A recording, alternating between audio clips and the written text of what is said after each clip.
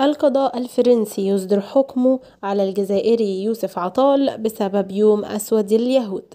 ازيكم يا أحلى متابعين، يا رب تكونوا بخير. للي أول مرة يتابعني ما ينسانيش باللايك، يشترك في القناة ويفعل زر الجرس عشان يوصله الجديد والترند. حكم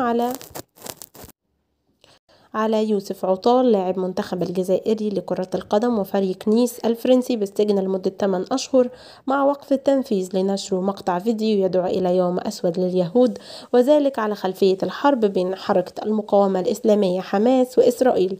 كما فرضت المحكمة الجنائية في نيس على عطال غرامة مالية قدرها 45 ألف يورو في التهمة الموجهة إليه بالتحريض على الكراهية على أساس الدين، مع إجباره على نشر الإدانة الصادرة بحقه على نفقته الخاصة في صحيفتي نيس ماتن ولوموند.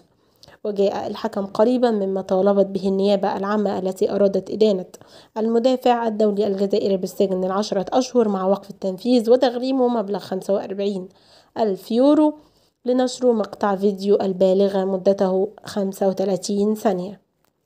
ودفع عطال الذي استدعى إلى تشكيلة المنتخب الجزائري لنهائيات كأس أفريقيا المقررة في ساحل العاج بين 13 الشهر الجاري و11 فبراير عن نفسه بالقول أنه لم يشاهد مقطع الفيديو بأكمله وأعاد نشره من دون أن يعرف كافة ما يحتويه. ورأت نائبة المدعي العام ميغي شويتا أن هذه حقائق خطيرة لا ينبغي الاستهانة بها، أن مشاركة مقطع فيديو يعني تسليط الضوء على التعليقات.